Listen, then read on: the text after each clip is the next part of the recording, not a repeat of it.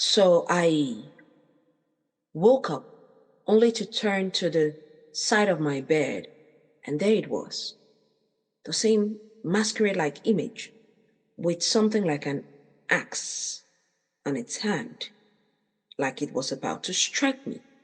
That was the first time I saw anything physically. And I screamed. If I recall very well, I ran out of my room and I was screaming. And I was like, I had a bad dream. I had a bad dream. It's just a masquerade or something. And my mom was like, what? I was like, it's a masquerade. She looked around like, where's the masquerade?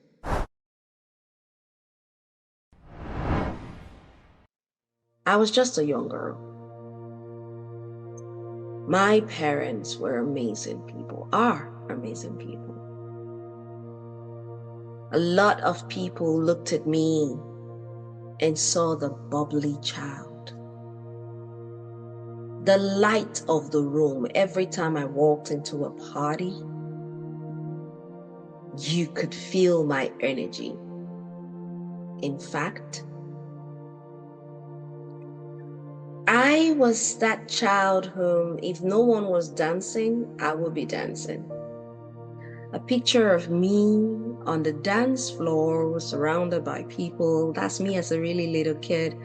And my knees all dirty because I'd been dancing a lot.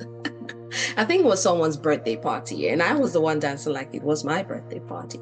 That's just to tell you the kind of kid I was. I was very bubbly, energetic, laughing, I always brought joy wherever I went. And I was born and named Cynthia. That was my name. Along the line, that name changed for reasons you will come to know. So, Cynthia was this young, bubbly girl who lived with her parents, the firstborn of the house. They call us the experimental children, the ones who they could get it wrong with or get it right with, and then they start adjusting with the second, third, fourth, or whatever number of kids come after. I was the experimental child. But it was a lovely journey. People were right to say I had a beautiful home, a beautiful life, a beautiful family, until things took a turn for the worse. My dad was transferred to a new city. So, as his kid, of course, I was transferred too, from one school to the other. So I was moved to this new city with my parents. Hence, they had to find a new school for me. And of course, they did. I was in elementary school, as we would say here in the West. And back in Africa, it was primary school. I was in primary 4 when I was moved. I think in my previous video, the very first one where I mentioned that, the enemy came for my light. I believe you'll see that video here. The link will be shared in the description section so you could take a look. Anyway, I believe in that video, I mentioned something about the torment started from class 4, that's primary 4, but just a little adjustment on that. That was when I moved to the school where I met this girl. So I moved in primary 4. I was registered into this new school. And when I did, I was so happy. I had new uniforms, new books, new bag. Everything was new. Those moments when you're just starting school. And I loved school. And my parents prepared me. Ooh, you needed to see my uniform. I hope there's going to be that picture too. Beautifully dressed. I loved long socks. My stockings were always at my shin bone. So yes, I got ready to go to school. And when I got to the school, name I would withhold for now because most of the things we're going to share, we're going to have coded names, okay? coded names for people and for places just to keep it ethical. But trust me, those who were negative do know themselves. Some of them have already started connecting, trying to find a way to link up, thinking we do not know, but we do. We do. Anyway, back to the story. So, I walked into the school for the first time, primary 4. It was a lovely school. In fact, our school was considered like a mini university at the time, mini college, for the people in that particular city, because it was so, principled, strict. There were so many things you get to learn by just being a part of that school. So I was enrolled, I got there, and I met this beautiful new set of people. One of them is this girl who became a friend of mine, and that friend from hell. She had her eyes set on me from the very moment I walked into that school, and I didn't know. So I got there in primary 4, with all her smiles, bubbly nature, singing voice, and everything. She extended a hand of friendship to me. She was like, be my friend. And since I was a new student and she had been there for a longer time, of course, why wouldn't I want to be a friend with someone who has been there longer than me? So I became her friend. I shared everything with her.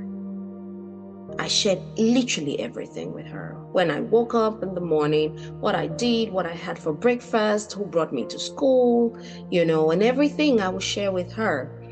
And life continued. It was cool while it lasted. And then I moved to primary 5.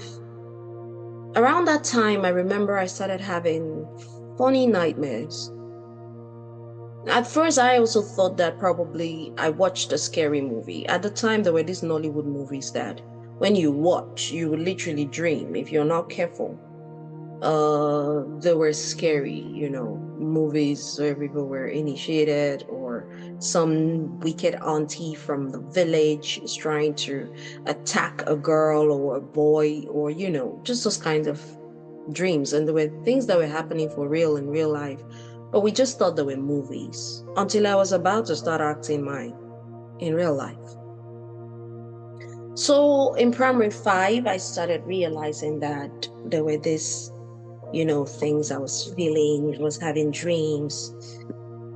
I was having these dreams that one would think they were just figments of my imagination. That was in primary 5.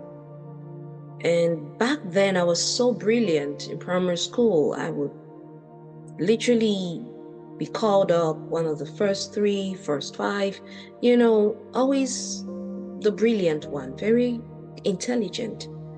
And I met this girl, and we had been friends going on through 1 year already, since this was the next year of school. And then this dream started. And since I shared everything with her, I remember going to her and telling her, oh, wow, guess what? She was like, what? I had this very funny dream. And she was like, oh, really? Oh, it's just a dream. And I was like, yeah, it's just a dream. Probably it's just those things we watch. And I left it at that.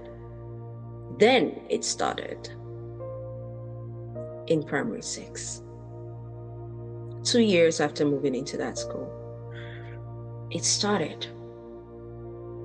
I recall these dreams were becoming more frequent. I remember sleeping in my room, taking a nap after school, returning from school. I was taking a nap and I had the weirdest of dreams. Broad daylight. It was a hot afternoon. And while I don't remember the exact time of the day, but it was in the afternoon after school, after returning, my mom was in the kitchen cooking. And I was in the room sleeping. And I woke up from a dream. At first, what I identified was a masquerade. A masquerade-like image. And every time I would see this image, when there is fire and there is this wavery feeling. I remember in the last video I mentioned, I don't know what it's called in physics, but I think I best go ask my dad because he's the physicist. And there was just this thing going on, this wavery movement I was always seeing. So I used to wonder why I would see things dancing in that manner. And that masquerade looked like that. So I woke up only to turn to the side of my bed, and there it was.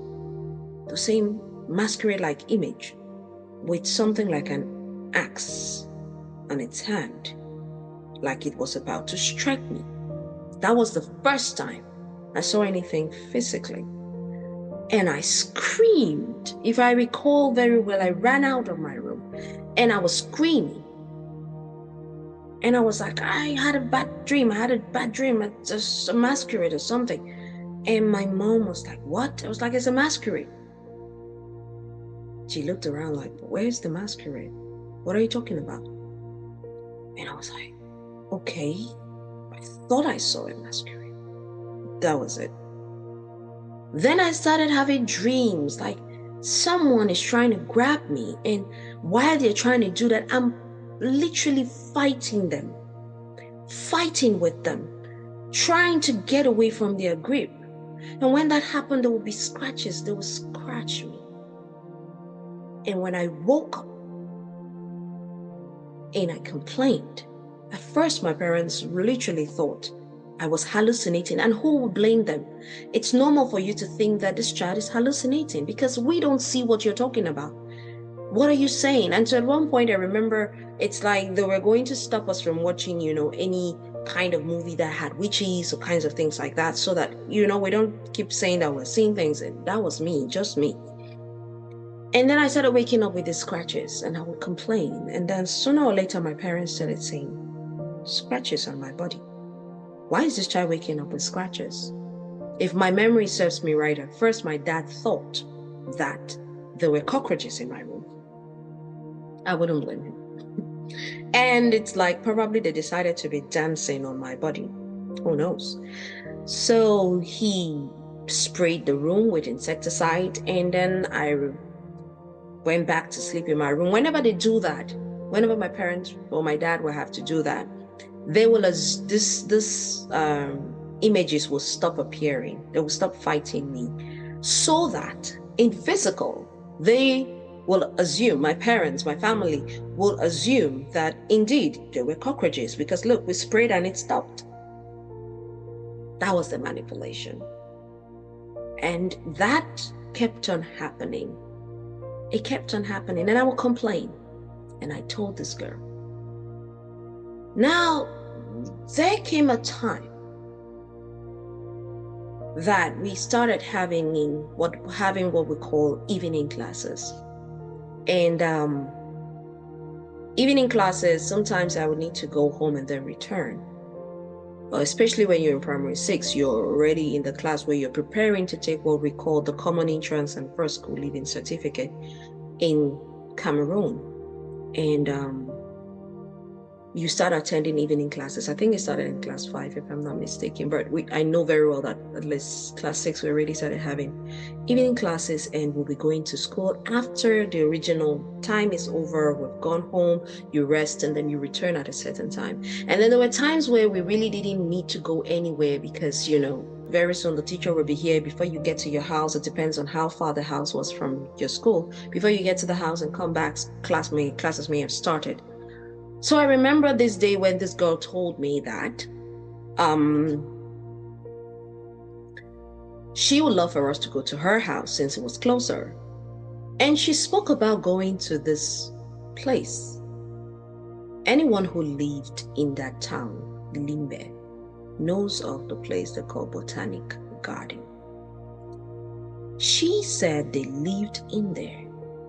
At first, though I was a kid, I was like, I know Botanic Garden is more like a touristic site. I didn't use the word touristic site, but I just know it was something or a place where people visited, like for sightseeing. And our school usually had appointments or schedules where they would take a certain number of students or 2 classes or so into those places. We'll go there and then they'll teach us about, plants and all the kinds, different plants and everything. Or sometimes they'll take us to the zoo, which was there in Limber. They'll take us to the zoo and then we'll meet other students there and they will teach us about the animals in the zoo, the different species, where they are found and things like that. So there were those moments. So I knew it was that kind of a place where you just go there for sightseeing. So how come you lived there? So I asked her about that and she told me that they lived there. So we went there and I remember going to a house. And when we got there, it was this house. We got in and there were these people there. She said they were her family. And they offered me food, a plate of rice and sauce, tomato sauce. I think there was meat or chicken in it, one of the two. And they offered me food and I said, oh, I'm sorry, I can't eat. I'm not hungry. She got upset. What do I mean? And I said, well, I really do not want to eat. The reason I said so was because my parents had always taught us you don't just go anywhere and just eat, especially when your parents don't know where you are, who you're taking whatever you're taking from, those kinds of things. Don't just eat anywhere. So that was one of the things I kept in my mind. So in that particular situation, I said I didn't want to eat. I wasn't hungry. And they kept insisting. And I remember this woman who stood by the door and looked really upset when I said that. And I looked at her, I was like, I really don't want to eat. I just came to see her place. And when we were returning to school to start the classes that day, she was really not happy with me. I just assumed it's because, she was offering me food for the first time in their house and I didn't take it. And then I came back to school. I remember giving her part of my allowance for the day. My dad was always giving us allowance every day to eat at school during recess, long or short break, like they called it then. So I gave her part of it as my way of saying, I'm sorry, I didn't eat. The moment I got home, I ate, of course, but my dreams became aggressive. It's like these people who were fighting to grab me were more angry with me and now are striking me in my dreams. I will wake up feeling pains all over my body like I literally ran a marathon. It was crazy. Now, this is me sharing the early moments of this. So because this video is the friend from hell, the meeting, and the blissful or early moments of things. So I'm going to shape all of that. So that's what happened. And it started getting worse. I moved to primary 7. By then there was class 7 in Cameroon. And I moved to primary 7. Things were beginning to take a turn that was confusing to me. I was beginning to have these kinds of dreams that were literally confusing to me. I didn't understand why I was having continuous nightmares.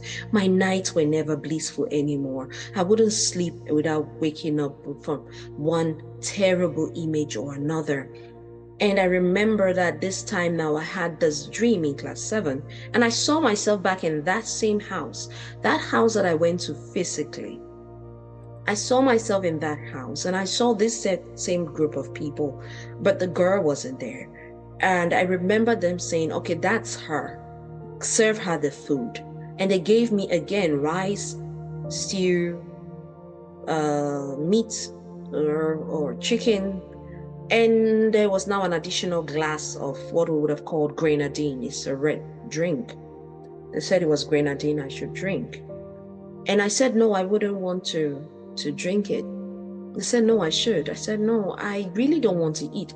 And then it's like in that dream, I'm recalling the fact that I've been here before. So I was like, why is this place looking true to me? It's like a deja vu. It's like I've been here before.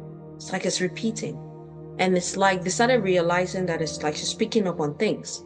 She's beginning to put 2 and 3 together. You could see it from their facial expressions. And then before I knew it, they started getting upset. And then I turned around and I saw my baby sister, my last follower. She was still really small at the time. And they kept telling me to feed her if I didn't want to eat. And I said, why will I feed her if I wouldn't eat? I was still a kid, trust me. But God was with me always. He was. Because there is no explanation why I would deny food as a kid and something that I loved eating. Anyway, I told them I couldn't give her. They got upset. And they said I really needed to. I said, no, I can't. And at home, I started acting funny. My behaviors were changing. I was getting more upset, aggressive toward people. I had this anger. Like I would be really upset if you did anything to me. I would fight you. I was becoming aggressive. I was becoming so stubborn. And it was enough for my parents to be frustrated, my mom to be really frustrated. What kind of kid is this? What's the problem with you? But then something was going on with their kid they didn't know. I was a naughty child all of a sudden. That same bubbly girl became a naughty kid. What was the explanation to that? Anyway, this was the beginning of what we would say a treacherous moment in my life. One of the darkest moments in my life. This was that time for me. I was enrolled into this new school. I met this girl among other people I met. She seemed so friendly and nice. I shared everything about me to her. I told her everything that happened to me at home. I even told her about my dreams. She was always the one to be around me. Now, the intriguing thing at the time as well was that I became a prefect in school. I became a prefect. I was made the head girl. Leadership started for me right from when I was in elementary school. I became a head girl. I was elected a head girl. And, it's important for you to keep to the rules. So I was doing all of that, trying to stay, on the right side of things and trying to live my life one day at a time. And that was it about primary school. In fact, this girl was a prefect too. She was. That was it about me, and that was it about primary school at the time. But then the journey was about to get even darker. Because at that moment, I was mainly seeing things in visions, dreams. And I was about to get into secondary school. I took the common entrance exam. I passed. First school leaving certificate, I passed. I think I was in list A. I don't know which of them has list A or list B. I've forgotten. But I passed and I was in list A, so I had the opportunity. I could be enrolled into a boarding school. So I was to move into a boarding school. And that boarding school was outside of Limbe, the city where my parents and we lived. I was now to move away from my family for the first time into a school, a boarding school. And trust me, from day one, the journey wasn't pretty. A lot of things happened. And this was where I was soon to be diagnosed asthmatic. In just 2 months or a month of being in that school, a lot of things happened. And this is what we'll be finding out in our next video, when darkness started unveiling itself. I am Blessing Akiko, a girl born and named Wilson Cynthia, journeyed through the darkest moments of her life. As a kid, growing up, was misunderstood, insulted, stigmatized.